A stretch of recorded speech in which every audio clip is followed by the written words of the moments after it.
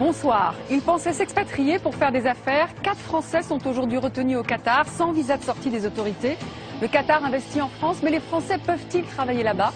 Carnet de route sur la face cachée d'un petit pays qui fait beaucoup parler de lui. Une enquête ensuite sur l'un des hommes les plus recherchés de France, Xavier Dupont de Ligonnès. Pourquoi aurait-il tué toute sa famille avant de disparaître? Vous allez entendre des témoignages inédits sur une énigme judiciaire. Et enfin, direction Hong Kong, où des milliers d'hommes et de femmes vivent, mangent et dorment dans moins de 10 mètres carrés. Pourquoi ces vies en cage dans la ville la plus riche de Chine? Bonsoir, bonsoir à tous. Pour ouvrir ce magazine, une enquête sur des appels à l'aide. Ceux de Français partis travailler ou faire des affaires à l'étranger. Ils pensaient trouver l'Eldorado, mais aujourd'hui, ils sont retenus, empêchés de rentrer chez eux. Ils sont au Qatar. Ce petit émirat, le monde de l'entreprise en France le connaît bien. Ces 5 dernières années, ce pays a investi 12 milliards d'euros dans l'Hexagone. Immobilier, luxe, médias, sport. Alors, s'expatrier dans ce pays, pour certains Français, cela semblait être un moyen, sinon de faire fortune, de bien gagner sa vie. Mais sur place, ils ont découvert un système particulier. Impossible de faire des affaires pour un étranger sans un sponsor, un parrain, qui, vous allez le voir, en fait, détient tous les pouvoirs. Même celui, en cas de litige, d'empêcher un expatrié de quitter ce pays.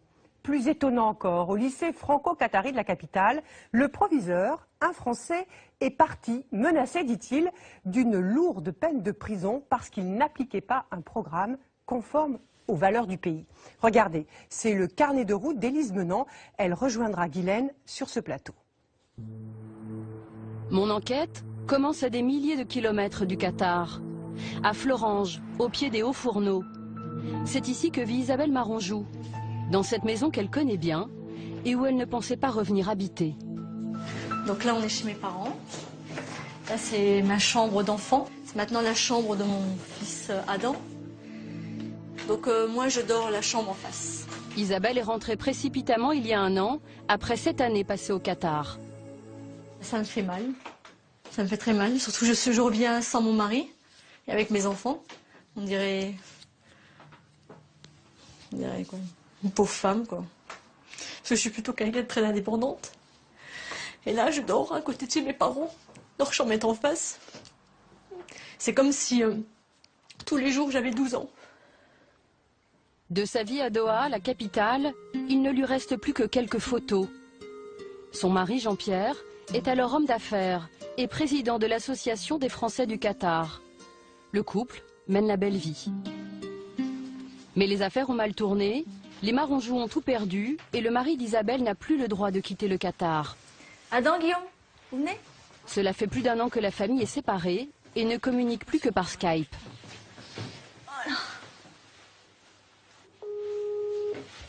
Salut papa, ça va? Salut les bilous. Salut, ça va?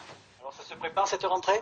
Je serai dans la classe des plus petits de l'école. Ah oui, c'est sûr, mais ça va durer qu'1 an, hein. Et puis il y aura Adam qui va te surveiller. C'est ça qui t'énerve. Non. Non. Avoir votre famille au téléphone, c'est important? Ah ben ça rythme ma journée. Et puis ça me rappelle que je suis pas déconnecté, quoi. Et c'est ce qui est le plus important. La situation s'éternise. Les enfants ne savent pas quand ils pourront revoir leur père. Ça vous fait du bien? Ça, comme il dit, ça fait un peu oublier la situation. Ouais. Et toi, Guillaume? Bah, c'est bien comme ça. Il se rappelle qu'il n'est pas tout seul. On est là, nous. Je le sais, Trésor, je le sais. J'oublie jamais ça. On peut arrêter, Lise, parce que là c'est trop, là. Allez, à plus tard, Jean-Pierre. Quelques jours après ce tournage, Jean-Pierre Maronjou est arrêté et mis en prison. Comme lui, 3 autres Français sont retenus contre leur gré au Qatar. Je vais mener l'enquête. Avant de partir, j'ai ces images en tête. Le Qatar, organisateur de la Coupe du Monde de football en 2022, nouvelle puissance économique, une richesse qui fait rêver.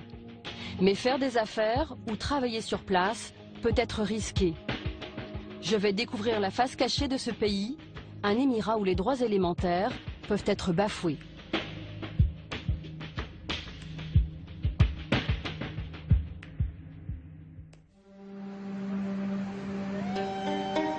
Me voici à Doha, la capitale du Qatar. Ici, il y a encore 10 ans, c'était un désert. Aujourd'hui, les tours poussent un peu partout. Les jeunes roulent en voiture de course et les résidences de standing accueillent les expatriés occidentaux. Ce Qatar-là, Jean-Pierre Maranjou l'a bien connu. Aujourd'hui, pour le retrouver, il faut s'en éloigner. Depuis notre conversation sur Internet, l'homme d'affaires français est détenu quelque part dans la zone industrielle. Je suis accompagné d'un autre Français, le seul ami qui lui reste ici. Yves Pandelio lui apporte des affaires en prison.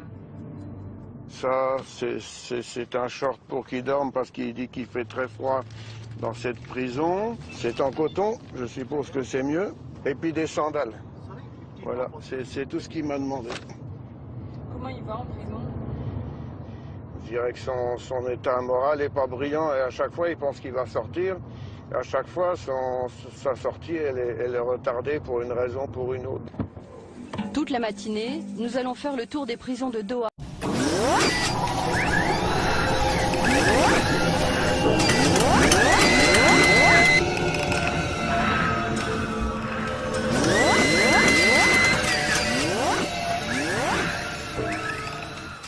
En caméra cachée. Nous ne savons pas où est détenu Jean-Pierre Maranjou. Nous commençons par le centre de rétention des étrangers.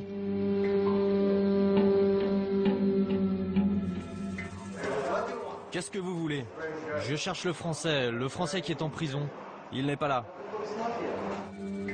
À chaque étape, c'est le même scénario. Nous sommes renvoyés de prison en prison. Finalement, voici le centre de détention où est enfermé Jean-Pierre Maranjou. Le Français est accusé d'avoir fait des chèques sans provision.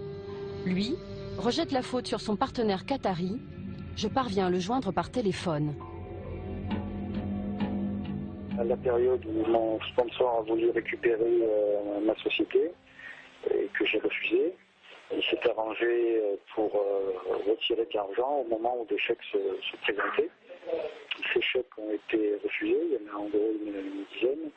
C'était fait sciemment pour me mettre dans une situation où je risquais la prison. Qu'est-ce que vous risquez pour ces chèques? Chaque chèque rejeté, normalement, c'est 10 mois de prison. Jean-Pierre Maranjou risque 8 ans de prison. Comment en est-il arrivé là?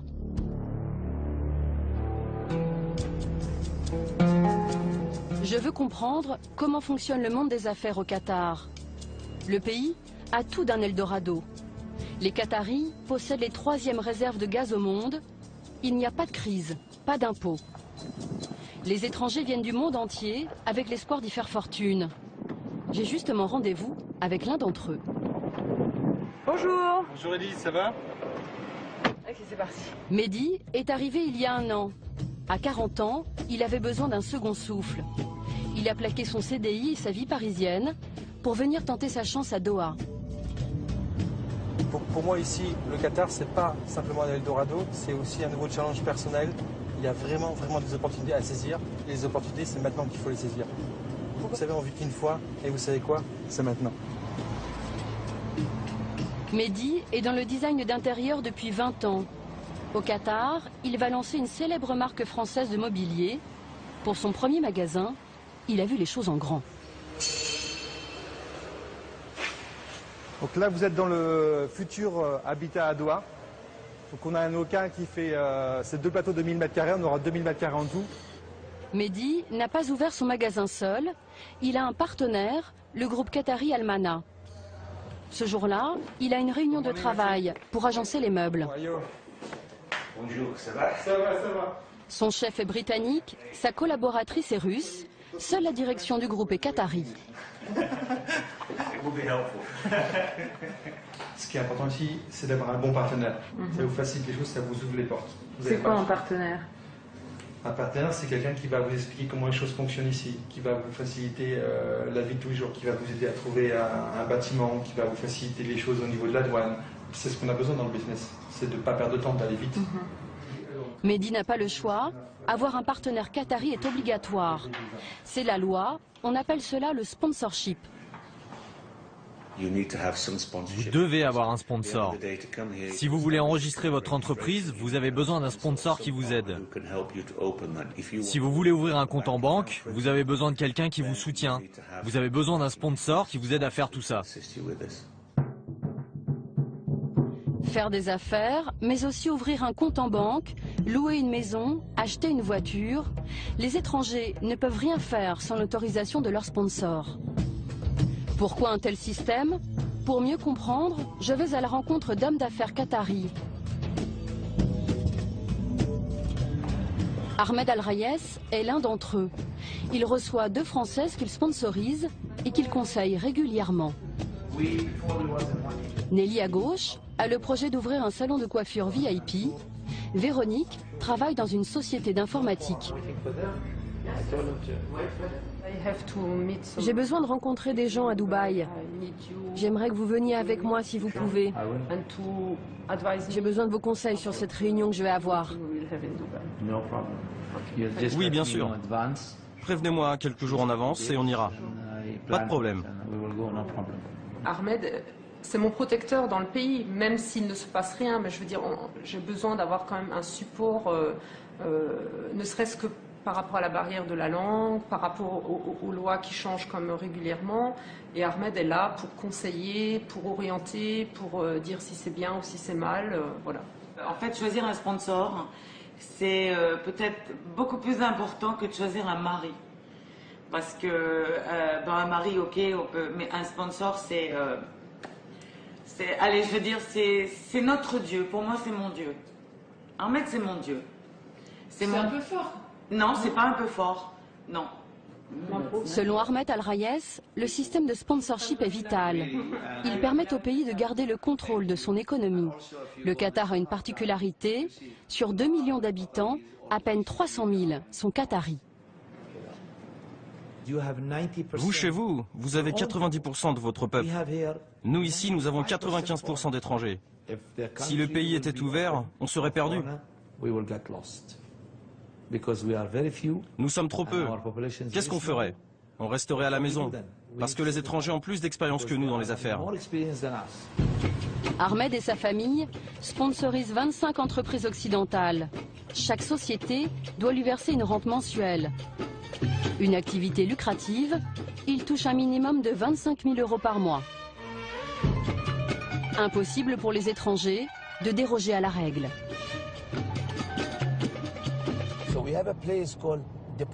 Nous avons un centre de rétention.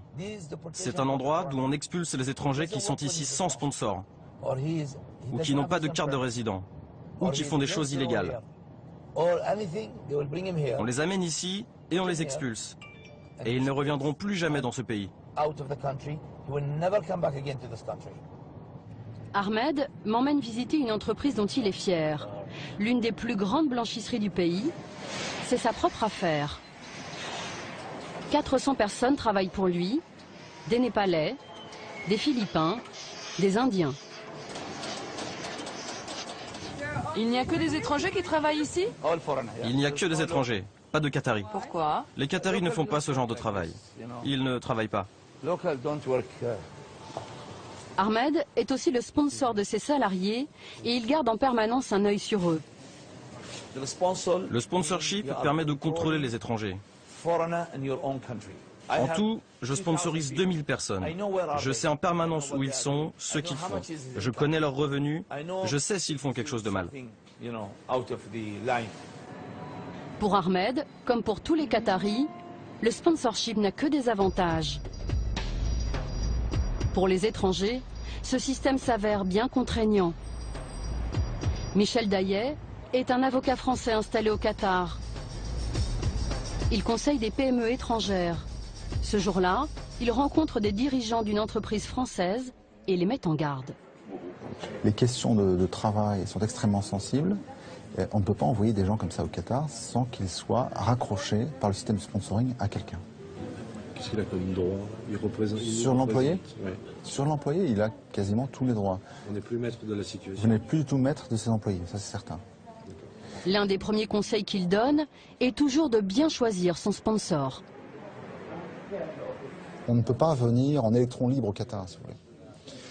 Ça se traduit dans les affaires par le fait que vous ne pouvez pas monter une affaire au Qatar, sauf exception, sans avoir un actionnaire qatari qui détiendra au minimum 51% de votre activité. Il a également le droit, s'il y a un problème, de vous retenir dans le pays. Il a souvent le droit de mettre un terme à l'entreprise. Il a souvent le droit de faire des opérations sur le compte bancaire. Bien souvent, ce sont les entreprises étrangères qui prennent tous les risques financiers. Le sponsor, lui, n'en prend aucun. Est-ce qu'il investit toujours 51%? En général, en pratique, non, il n'investit pas. C'est-à-dire qu'en rémunération de ces 51%, il ne verse rien. C'est souvent l'étranger qui verse l'intégralité du capital. Ce système de sponsorship laisse la porte ouverte à toutes les dérives. Au cours de mon enquête, je découvre que beaucoup d'expatriés rencontrent des difficultés qu'ils n'imaginaient pas. La plupart ont peur de parler. Parce que après, voilà, il y a des risques, parce qu'il y a la police qui peut rechercher aussi les gens, la police secrète. La police secrète? Oui, il y a de ça ici. C'est vrai que je sais que mon sponsor a des appuis haut placés, donc bon. Je pense que ça peut aller jusqu'à la prison, le renvoi du pays, des choses... on peut aller loin. Finalement, un Français a accepté de me rencontrer. Bonjour. Nous l'appellerons Sébastien. Il ne veut pas être filmé, c'est trop risqué. Sébastien est arrivé ici il y a 4 ans pour monter une petite entreprise avec son sponsor. Très vite, les choses ont mal tourné. Moi, ça m'arrivait régulièrement. C'est-à-dire que je vais à la banque, je prends le relevé bancaire, et puis je voyais sur une ligne Monsieur X, dépenses personnelles, et il m'avait siphonné le compte. Moi, à la fin du mois, après, j'avais plus d'argent pour payer mes employés, plus d'argent pour payer mes fournisseurs, plus d'argent pour payer les locaux de l'entreprise. Et ça, c'est très problématique. Quel recours vous avez quand un sponsor siphonne les comptes? Zéro. Zéro. Vous avez zéro recours. On ne peut pas gagner un conflit contre un Qatari. C'est impossible. Pour parler un peu crûment, on a un peu l'impression parfois d'être des métayers. Il y a encore cette notion un peu d'esclavage, mais c'est vrai qu'on leur appartient complètement. Vous n'avez pas les mêmes droits qu'un Qatari. Cela va même plus loin. Pour sortir du Qatar, les étrangers doivent demander la permission à leur sponsor. C'est ce qu'on appelle un visa de sortie ou exit permit. Une arme redoutable. En cas de conflit, le sponsor peut le refuser. Il vous retire votre exit permit, il ne vous verse plus de salaire. Vous allez être coincé pendant 10 ans au Qatar, sans avoir de revenus, sans pouvoir sortir du pays, en étant un paria, et puis il fera tout pour vous embêter. Hein. Au Qatar, le sponsor est tout puissant, surtout s'il s'agit d'un homme d'influence.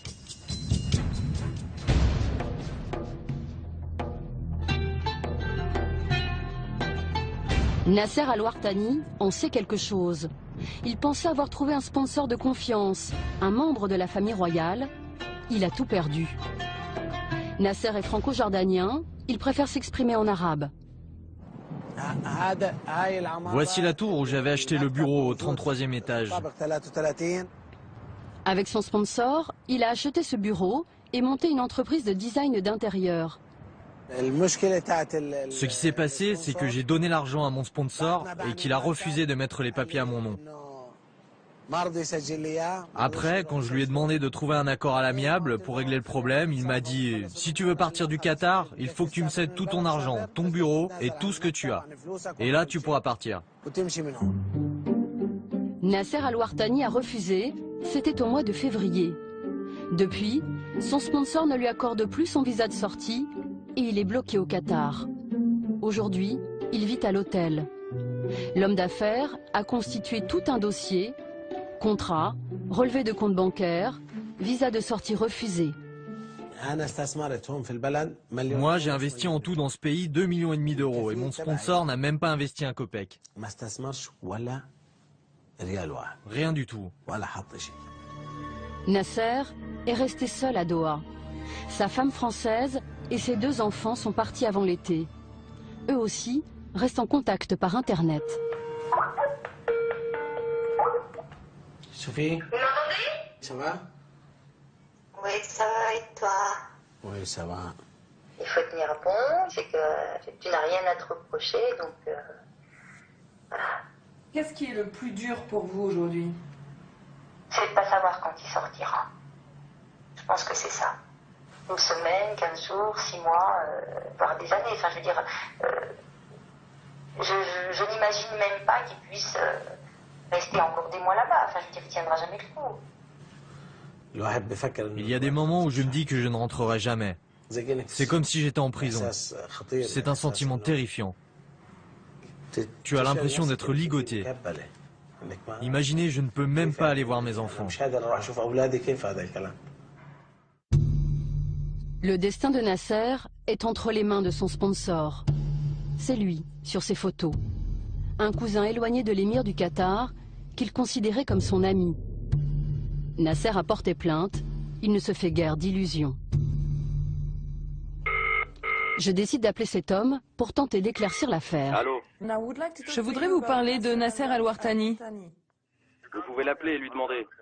Mais je voulais avoir votre point de vue. Je suis désolé, je ne vois pas de quoi vous parlez. Appelez le tribunal, ils vous diront. Mais pourquoi il ne peut pas avoir son visa de sortie? Ne m'appelez plus à ce numéro, ok? Allô? Allô? Quelques jours plus tard, j'apprends que Jean-Pierre Maranjou, l'homme d'affaires détenu, a quitté sa prison. Il est convoqué au tribunal. Je m'y rends en caméra cachée. Le voici en violet sur ces images. Vous avez compris? Jean-Pierre Maranjou a payé une caution de 2500 € pour sortir de prison. Il n'a toujours pas été libéré. Le problème, c'est que tous les matins, on te dit, bon, c'est tout sombre. Et puis les heures passent, et puis, ah, ben, on ne sait pas, on verra, il y a un problème. On se demande quel est le problème, et personne ne le sait, en fait. Jean-Pierre Maranjou est poursuivi pour des chèques sans provision qu'il reconnaît avoir signés. Sa société rencontrait des problèmes de trésorerie. Un Français qui avait investi dans son entreprise me l'a confirmé. Il a même porté plainte contre lui.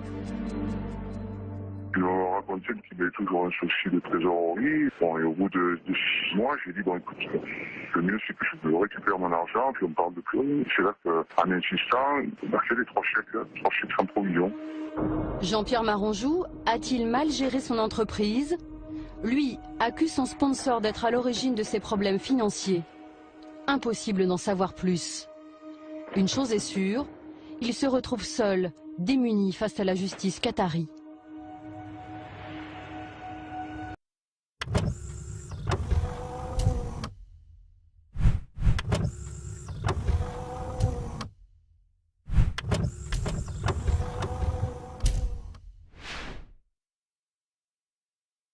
L'avocat ne s'est pas présenté. Alors, vous avez plus d'avocat? je suis censé avoir un avocat, mais qui n'apparaît jamais et qui n'intervient jamais, que j'ai au téléphone de temps à autre et qui me dit bon, je te rappelle ou je vais m'en occuper, et je ne passe jamais. Jean-Pierre Maranjou retourne en prison. Son avocat qatari a fini par le quitter.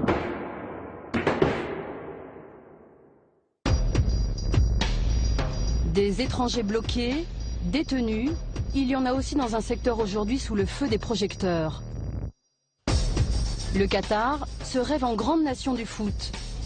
Le pays recrute ses joueurs directement en Europe, mais ne tient pas toujours ses promesses. Zahir Bellounis est un footballeur français. Aujourd'hui, il fréquente le parc, plus que le stade. Tous les après-midi, il les passe avec sa femme et ses 2 filles. Une vie paisible en apparence. Mais Zahir n'a pas été payé depuis 2 ans. On pourrait croire que ma vie est cool, quoi, mais en ce moment, je vis un véritable cauchemar. Et je me bats pour en sortir. Mais c'est pas facile. Parce qu'en fait, je suis interdit de quitter le pays depuis que j'ai porté plainte contre mon club. Le rêve avait bien commencé pour Zahir Bellounis. En 2010, il est acheté par un club de D2 qatari et signe un contrat de 5 ans. Il est alors capitaine de l'équipe. Je suis là. J'avais encore le sourire, là. Au bout d'1 an, Zahir est mis sur le banc de touche sans explication. Ses salaires ne sont plus versés. Pourtant, il fait toujours partie du club il n'est pas licencié. Alors, le plus important, voilà, c'est la durée du contrat, du 1er juillet 2010 jusqu'au 30 juin 2015. Ils me doivent 2 ans de salaire.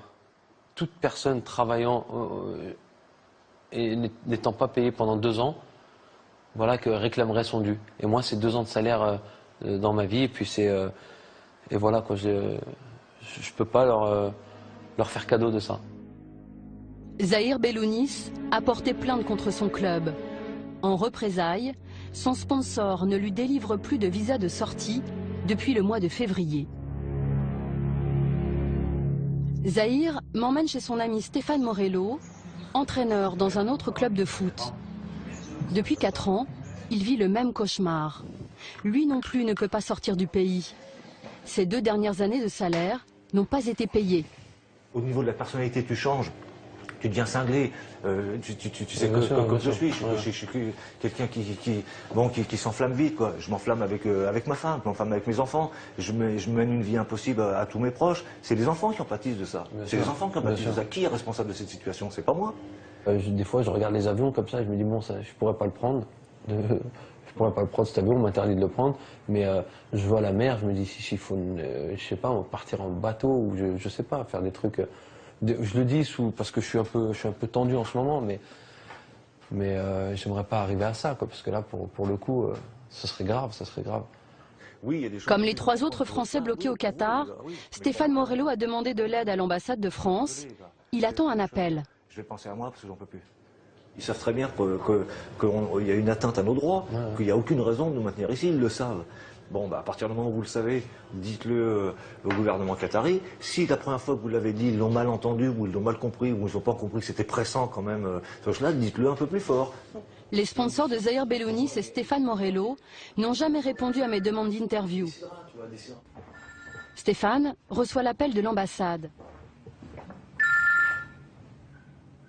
Oui, monsieur Safa. Mais encore une fois, ses espoirs sont déçus, rien n'a bougé. Bonne fin de journée, au revoir. La diplomatie française est extrêmement coupable. Comment penser que le fait de hausser un peu la voix ou de faire comprendre aux Qataris qu'on veut résoudre ce problème-là, comment penser que ça pourrait mettre en relation ou en péril les relations qu'entretiennent la France et le Qatar? Les intérêts économiques pèsent-ils plus lourd que 4 expatriés bloqués? Ces dernières années, le Qatar a investi 12 milliards d'euros en France. L'ambassade et le ministère des Affaires étrangères ont refusé de répondre à mes questions.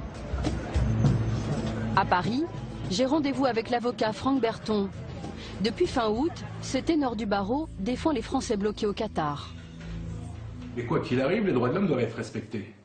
Et on ne marche pas comme ça, par un chantage en disant tu renonceras à ton salaire et tu pourras sortir de mon pays. Non mais vous imaginez, au XXIe siècle, de dire ça? Non mais c'est inimaginable. Les sponsors des 4 Français ont un point commun. Ils font tous partie de la famille royale du Qatar. Franck Berton a décidé de porter plainte contre eux et contre l'émir en personne. Écoutez, bien sûr que c'est compliqué de s'attaquer à la famille royale. Et c'est même pour ça que peut-être pendant un moment donné, on va dire les affaires étrangères et la diplomatie française a été un petit peu en retrait. Qu'on s'est dit, écoutez, quand même, les intérêts en jeu sont importants, on va froisser la famille royale. Mais la famille royale, c'est le Qatar, et le Qatar, c'est la famille royale. Mon enquête n'est pas tout à fait terminée. Elle s'achève en Bretagne, avec une affaire embarrassante pour la France. Pendant 4 ans, Jean-Pierre Brosse était proviseur du lycée franco-qatari de Doha. Mis en cause pour le contenu de son enseignement, il a décidé de rentrer en France.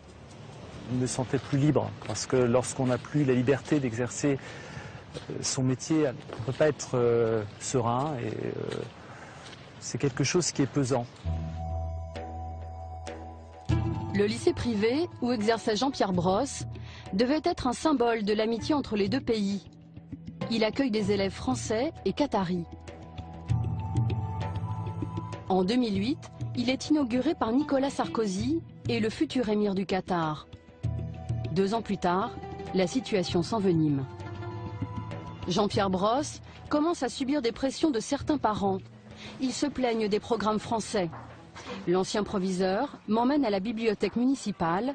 Il veut me montrer le type de livre qui posait problème. Donc, dans le domaine de l'histoire, la statuaire grecque, impossible à étudier. Pourquoi? La nudité, simplement. En histoire, toujours, le fait d'avoir une église, une abbaye, une cathédrale pose problème. Parce que c'est simplement une allusion à la chrétienté. Les enfants ne doivent pas savoir qu'il existe une autre religion que l'islam avant l'âge de 18 ans. Les plaintes s'accumulent, deviennent quotidiennes. Jean-Pierre Brosse a gardé les documents mis en cause. Ces photos extraites de manuels scolaires, dont celle-ci, un dessin de 2 petits oursons. Alors le problème, c'est que l'un d'eux s'appelle Matthieu. Et il est impossible d'avoir une histoire qui concerne un petit ourson qui porte le nom d'un apôtre. Pourquoi? Parce que c'est un apôtre. Donc c'est une allusion à la religion chrétienne. Tout allait lui poser problème. Mais des choses absolument anodines qui pouvaient déclencher des réactions de la part des parents qui mènent jusqu'à un emprisonnement. Jusqu'à l'emprisonnement? Oui. Je vous parle des manuels scolaires. Vous avez un petit ours qui s'appelle Mathieu, on vous téléphone pour vous dire vous risquez 10 ans d'emprisonnement. C'est quand même quelque chose d'assez fort. 10 ans d'emprisonnement, c'est la menace qu'aurait brandie, selon lui, le procureur général du Qatar. Jean-Pierre Brosse tente de faire des efforts, mais il refuse de modifier les programmes. Le pire, ça aurait été d'accepter. On peut commencer par enlever une partie des programmes, ensuite une partie plus importante, on va glisser tout doucement jusqu'à arriver à une école coranique qui aurait vu flotter le drapeau de la mission laïque française sur son toit. Et ça, c'est inacceptable, c'est pas possible. Menacé de prison, ne trouvant pas de solution, Jean-Pierre Brosse finit par jeter l'éponge. Qu'en est-il aujourd'hui? Impossible de rentrer dans le lycée, le ministère des Affaires étrangères a mis son veto. Zahir Bellounis n'a pas joué depuis 2 ans et a mis un terme à sa carrière de footballeur. Stéphane Morello est devenu enseignant à Doha et tente de mener une vie normale avec ses enfants. Jean-Pierre Maranjou a entamé une grève de la faim en prison. Nasser lui attend toujours. En janvier, sa carte de résident expire. Il sera sans papier dans un pays qu'il n'aura pas non plus le droit de quitter. Bonsoir Élise. Bonsoir. Une question d'abord sur l'affaire de ce lycée franco-qatari. Cet ex-proviseur que vous avez interviewé, est-ce que c'est un cas isolé? Alors non, ce n'est pas un cas isolé. Son successeur a également eu des problèmes au bout d'1 an. Il a d'abord été retenu dans le pays, il n'avait plus le droit de sortir, il n'avait plus de visa de sortie, puis il a été expulsé. Les autorités du Qatar lui reprochaient des problèmes financiers dans l'établissement, mais il semblerait que ce serait un prétexte. Alors, quel est exactement le statut de ce lycée franco-qatari? C'est un peu difficile à comprendre. De qui est-ce qu'il dépend? Alors, c'est un lycée qui a un statut particulier. Ce n'est pas le lycée français de Doha, c'est un lycée privé franco-qatari. Donc, au départ, il était sous la gestion de la mission laïque française. Mais avec des professeurs de l'éducation nationale française. Voilà, tout à fait, qui étaient détachés de l'éducation nationale. Et depuis 2012, depuis qu'il y a eu des problèmes avec les proviseurs, il est sous la gestion qatari. Et donc, en fait, il y a un autre lycée à Doha, qui est lui le lycée français, géré par les Français. Et là aussi, il y a eu des problèmes, puisque le proviseur est rentré précipitamment en France il y a quelques semaines, après avoir été arrêté au Qatar. Les autorités lui reprocheraient visiblement, selon elles, une attitude anti-musulmane. Alors, Élise, vous nous montrez dans votre reportage les difficultés pour les étrangers de travailler au Qatar. À la fois, ça peut aller de son entreprise spoliée, des peines de prison, donc pas de visa de sortie, retenu dans le pays, mais ça peut aller jusqu'où? Alors, ça peut même aller jusqu'à la mort. Rien que cet été, il y a 44 Népalais qui sont morts sur les chantiers. Les ouvriers népalais. Les ouvriers népalais qui sont morts sur les chantiers de Doha. Il faut savoir que l'été, au Qatar, il fait très chaud, il fait 50 degrés et les chantiers ne s'arrêtent pas pour autant. Et les ouvriers travaillent dans des conditions très difficiles. Ils travaillent 12 heures par jour, ils n'ont pas toujours d'eau potable, ils n'ont pas toujours de pause, à tel point que l'ambassadeur du Népal au Qatar a même qualifié le pays de prison à ciel ouvert. Et les organisations internationales commencent à s'inquiéter de plus en plus, notamment Human Rights Watch, parce qu'avec l'organisation de la Coupe du Monde de football en 2022, les chantiers se multiplient et le Qatar va faire appel à des milliers et des milliers d'ouvriers supplémentaires. De main-d'œuvre. On estime même qu'ils auraient besoin de d'1,5 million de travailleurs supplémentaires.